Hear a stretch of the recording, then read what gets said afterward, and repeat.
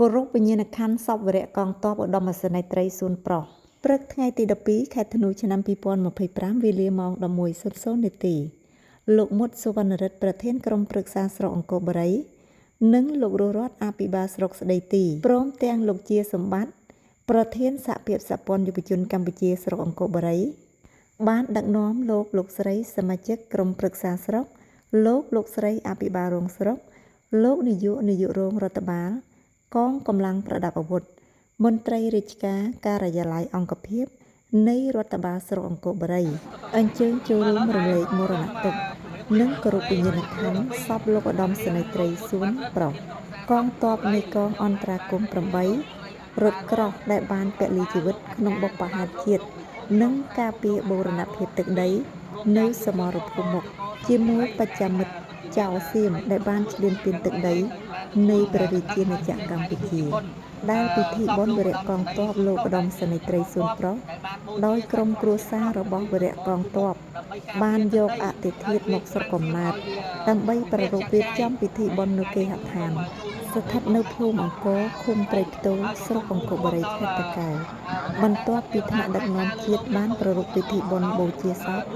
នៅវត្តខ្ពរបណ្ដែតហៅវត្តក្របៅសង្កាត់កំពង់សំណាញ់ក្រុងតាខ្មៅខេត្តកណ្ដាល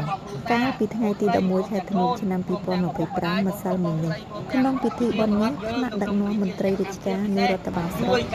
សូមចូលរួមរំលែកមរណទុក្ខដ៏ក្រៀមក្រំបំផុតជាមួយក្រុមគ្រួសារនៃសពលោកឧត្តមសេនីយ៍ត្រីសួនប្រុសដែលបានពលីនេះនិងបានពំនាំយកនៅសម្ភារៈថវិកាមួយចំនួនមានរដ្ឋបាលស្រុកលិខិតរំលែកមរណទុក្ខក្រុមគ្រួសារវិរៈកងទ័ព1អង្គ50គីឡូក្រាមទឹកបរិសុទ្ធពីកេះទឹកផ្លែឈើពីកេះនិងថវិកាចំនួន20,000រៀលរដ្ឋបាលភូមិនិងភូមិថវិកាចំនួន2,11,500,000រៀលយុវជនសសយកលស្រុកថវិកាចំនួន76,000រៀលបងប្អូនប្រជាពលរដ្ឋអាជីវករផ្សារអង្គរបូរីភូមិកំពង់លួងថវិកាចំនួន20,000រៀលថវិកាដែលបានចូលរួមបុណ្យមានចំនួន3,27,500,000រៀលយើងខ្ញុំទាំងអស់គ្នាសូមឧទ្ទិសកងការមហាកុសលនិងសូមបួងសួងដល់គុណព្រះរតនត្រ័យនិងវត្ថុស័ក្តិសិទ្ធិក្នុងលោកសូមឲ្យដួងវិញ្ញាណក្ខន្ធលោកឧត្តមសេនីយ៍ត្រីសួនប្រុសបានបដិសន្ធិក្នុងសុគតិភពកុំបីឃ្លៀងឃ្លាតឡើយ5,000រៀលសម្រាប់អូនចាត់ចែងសម្រាប់ធ្វើបុណ្យសពក៏ដូចជាសម្រាប់ទីជាអូនទៅថ្ងៃក្រោយណាហើយរួមទាំងអង្គសម្ភារៈនេះណាបាទ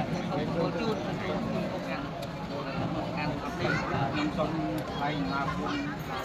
បងប្រុសបងប្អូនអស់បាទចូលរួមសពកូនខ្ញុំនៅសូមថ្លែងអំណរគុណសូមជួបតែព្រះសេចក្តីសុខច្រើនទាំងអស់គ្នាសូមបា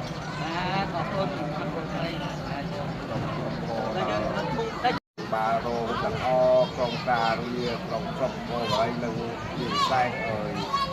នៅលោកមេឃុំលោកមេភូមិបានចូលរួមក្នុងកម្មវិធីបរិភោគតាមបងប្អូនបងប្អូនដល់មានតែត្រូវផ្ទះថៃទាំងអស់គ្នាបាទ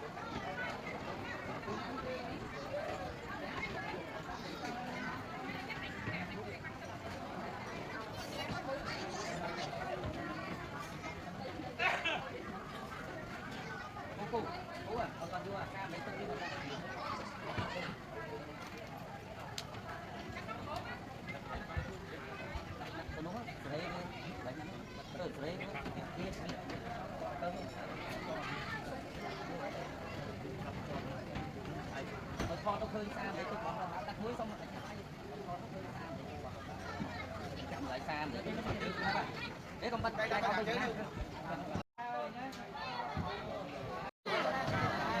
បាយបងបាទ អរគុណបងប្អូនអរគ្នាណាសុខសប្បាយមានសុខសប្បាយ